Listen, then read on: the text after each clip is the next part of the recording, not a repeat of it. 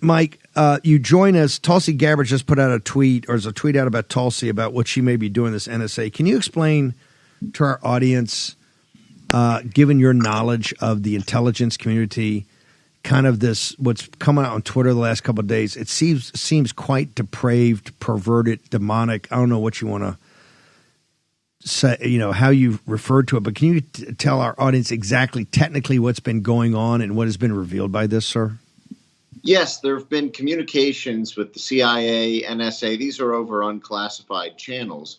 But essentially, just like private corporations like Google have essentially chat groups for that are designed for inclusivity and basically in-group solidarity for various identity groups in the intelligence community, you have these LGBT and sort of queer-centric affinity groups that have been using the CIA and NSA unclassified comms channels to basically, say this charitably, to talk ill of domestic political opponents. Of course, CIA and NSA are both supposed to point outwards. They're not supposed to opine at all on domestic affairs, especially domestic political affairs. They're supposed to answer to the democratic will of the domestic population.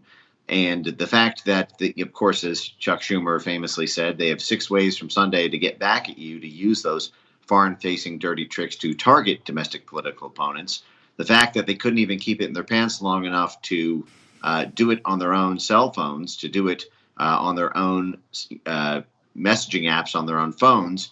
They couldn't wait to get to the office to conspire with their friends about, celebrating the death of people like Pat Robertson, and to, call Tulsi Gabbard a Russian agent or, an enemy of the queer community. Not sure even where they're getting that from.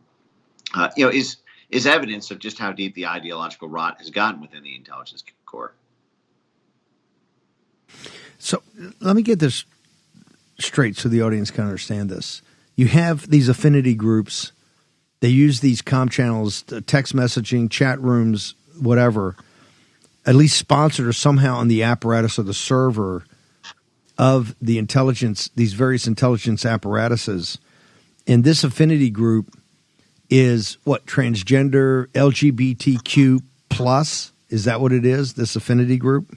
Yeah, and it's important to remember here that there was a reorientation of the intelligence community towards this while Kamala Harris was vice president, and when she was on oversight of the Senate Intelligence Committee. There was a famous episode, I forget if it was reported by the New York Times or Politico, but where Kamala Harris described getting CIA analyst memos on geopolitics of countries in Central Asia and Eastern Europe and whatnot, and she gave orders for these CIA analysts to type the memos up again, or to going forward, make sure that the language in the CIA analyst memo was gender inclusive. For example, she cited, according to mainstream news reporting, that a term was used to describe a female foreign leader that would not be used, in her opinion,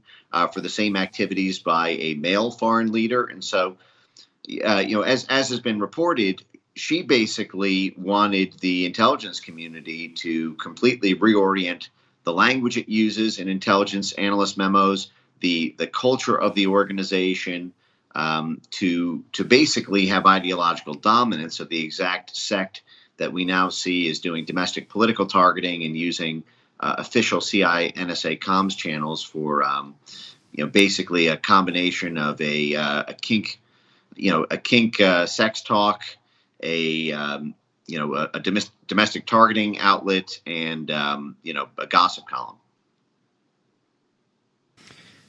We'll get to the domestic targeting in a second, but the kink part, doesn't that make people in the intelligence community more vulnerable to be influenced, blackmailed, influenced, etc. by foreign powers? Isn't that doesn't the intelligence community think that is a concern, that these people may be exposed and maybe open to blackmail?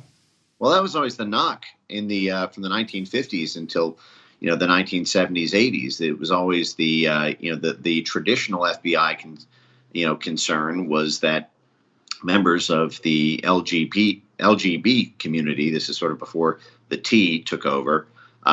Because there was social stigma around homosexuality in the mid 20th century, that folks in high level political spheres who had a deep dark secret at risk of being exposed would be at risk for blackmail. And this was something that was a not inconsiderable part of U.S. counterintelligence in the mid 20th century. But then I think as LGBT was exported around the world by U.S. intelligence as a means to sort of break up post-Soviet states and draw them into a more liberal Euro-Atlantic order, and as the sort of geopolitics of gender and sexual identity became weaponized, as we're seeing with USAID, for example, spending hundreds of millions of dollars a year, if not low billions of dollars a year, on transgender dance festivals, LGBT music conferences, and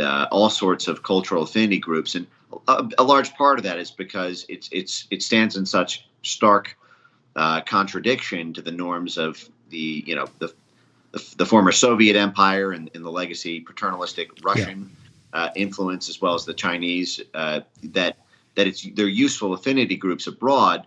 And so you sort of have a similar situation where just the promotion of that at a movement and at a cultural level has can have some blowback when you start to see this type of clustering, attacking heteronormative communities essentially. So and I'm not making a value judgment about whatever people do in their own personal and private life. The question I'm asking, this is a group chat, right? Which would be open to be broken by foreign agents, and here in the group chat they're open, and this thing gets pretty salacious. Isn't that a problem with the intelligence community having this type of platform where whatever people do in their personal private life is what they do in their personal private life? But here you're actually making it almost like theater, and it's out there it seems to me to be very easy for foreign intelligence agencies, particularly the CCP, who are brutal about this kind of stuff. That's why I can't imagine how this went on. And what you're saying is essentially officially sanctioned by previous administrations of the intelligence community? Well, it was a major emphasis of Kamala Harris during her time in Senate. Because remember, before she was vice president and running for president, and backed by, if you remember, there was the 50+ intelligence community support letter for Kamala Harris over Joe Biden. She had bipartisan support during the time that internationalist Republicans really dominated the Republican wing of Congress during Trump's first term, while she was on the Senate Intelligence Committee before she became vice president and then the presidential nominee for the DNC. So this super protected group status effectively means that if you castigate the attempt to use official comms channels as private sex chats, that you are what would normally be impropriety if it was done in the heterosexual community becomes almost like a hate speech targeted attack on a protected class when the same standards are held to that community. I think that was at least the cultural norms that were set up by the Biden-Harris oversight and implementation of the executive branch intel corps. And there was also open, almost targeting of political opposition. It puts to a joke that these groups are apolitical, right? There was open derision and actual potential targeting of political opposition, sir. Yeah, I mean, they openly celebrated the death of Pat Robertson, saying that if there's smoke, if it felt smoky today, it was because the gates of hell had just opened up, and the deceased conservative had just entered, and then followed by 5 or 6 similar chat messages that were all spiking the football, and these sorts of things are standard fare in the rough and tumble of a comment section, where you have red team, blue team. But the fact is the intelligence community is where the darkest arts are practiced. This is where we overthrow governments. This is where we do gain of function funding for freak viruses. This is where we provide clandestine support for terrorist groups and paramilitaries.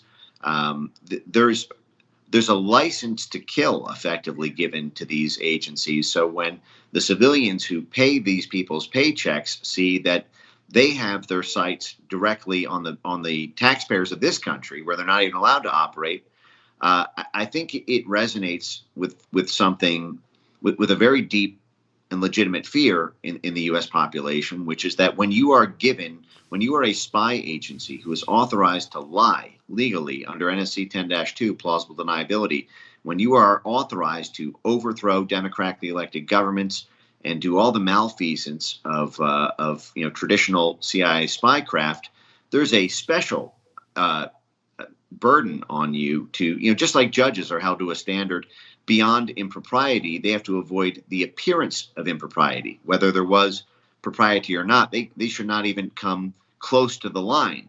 And in this case, they blew so far over it that, the smoke, so to speak, was the exhaust pipe from these channels that they were having. But like I said, this is the unclassified comms that we got. Imagine what's in the classified documents. Imagine the domestic targeting and the language in CIA, NSA analyst memos during the Biden administration around populism. I mean, populism was a major target of intelligence work because it was defined as a threat to democracy itself. So I can only imagine what's in the classified files around targeting of these various groups that in the unclassified they're celebrating the deaths of openly.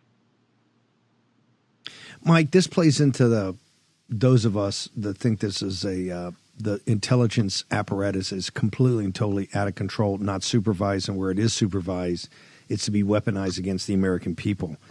Yeah. What is your recommendation? Because obviously you're very highly regarded in MAGA circles, but you're also very highly regarded at the senior levels of the White House and the administration. What is Mike Benz's conclusion here? What has to be done about this situation? Keep cleaning house. I think everything that's being done is incredibly heartening to see. I actually don't think there has ever been this much pressure on the rogue intelligence agencies here in the U.S. in the entirety of U.S. history.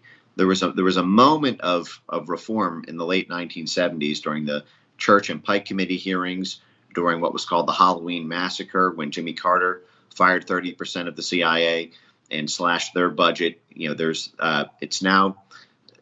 It's been floated that up to half of CIA officers or agents or analysts could be fired in the upcoming months, which would be even more severe and drastic than what was done under Jimmy Carter. And then when you combine the fact that USAID has been slashed, and USAID is the primary money funnel that builds up the institutions that CIA then works with to conduct operations, I don't think there's anything that's been close in previous years to what has been done just in the past month.